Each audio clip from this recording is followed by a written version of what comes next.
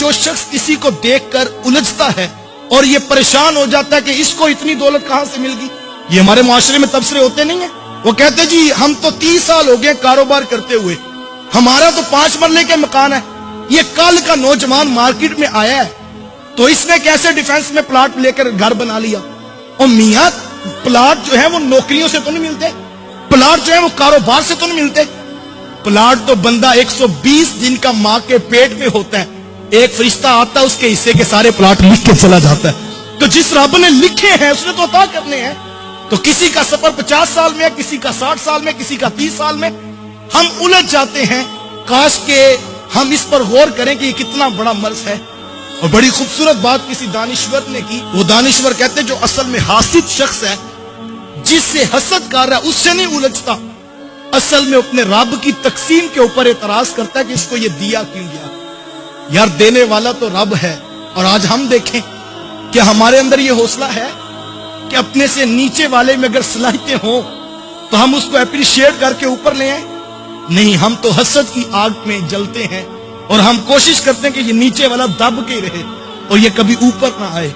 इसी वजह से हमारे मुआशरे के अंदर इदारे तबाह हो गए, हमारे स्कूल्स इंस्टीट्यूट जो है वो तबाह हो जाते हैं कि जो सलाहियतों वाला वो नीचे दब जाता है और लोग हसद की वजह से उसे ऊपर नहीं आने देते। मैंने अपने बचपन के अंदर एक मदरसे को उजड़ते हुए देखा है और उसकी बुनियादी एक वजह यही थी कि जो बड़े असातिज़ा वहां पर मौजूद थे, अल्लाह ने एक नौजवान को जो 30 साल की उम्र के थे तो उनको इल्म का नूर भी दिया, ज़ुहद और तकवा भी रब ने उनको अता किया और अल्हम्दुलिल्लाह वो मुफ्ती भी बन गए, हाफिज़े कुरान भी थे, कारी कुरान भी थे।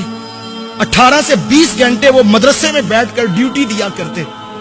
तो इदारे के मुंतजिमीन उनकी वो सलाहियतें देख रहे थे तो उन्होंने उनको बुला करके नाज़मियत का ओहदा उनको दे दिया कि आप आज के बाद नाजिम हैं मदरसा के।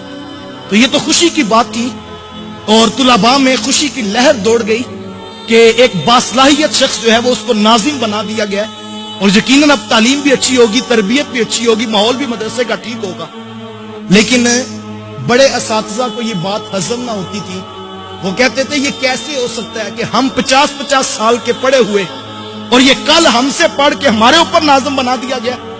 काश के वो ये सोचते कि मियां जिस सफर में तुम्हें 50 साल लगे हैं, जिस रब ने 50 साल में तुम्हें अता किया है, वो करीम किसी को 30 साल में नहीं अता कर सकता।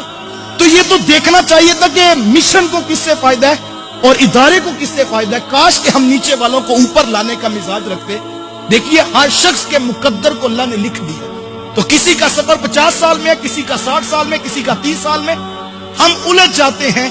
काश के हम इस पर गौर करें कि ये कितना बड़ा मर्ज है। यार देने वाला तो रब है। वो खुद फरमाता है कुलिल्लाहुम्मा मालिकल मुल्क तूतिल मुल्क मन तशा व तंज़िउल मुल्क मिम्मन तशा व तुइज़्ज़ु मन तशा व तुज़िल्लु मन तशा। वो कहता है वो अल्लाह है, वो जिसको चाहता है सल्तनत अता करता है और जिसको चाहता है इज्जतें अता करता है, जिससे चाहता है इज्जतें छीन लेता है। साहिब अगर मन तशा का मफहूम समझ आ जाए तो फिर इंसान अपने भाई से उलझ नहीं सकता। साहिब लोगों के साथ मुकाबला नहीं है, अपनी जिंदगी को औरों की तरफ देखकर बेचैन न कीजिए।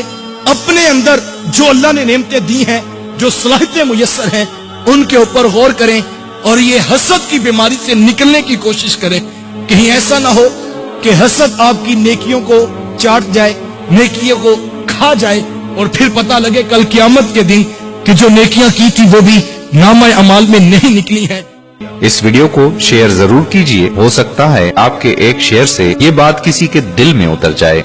जज़ाकल्लाह।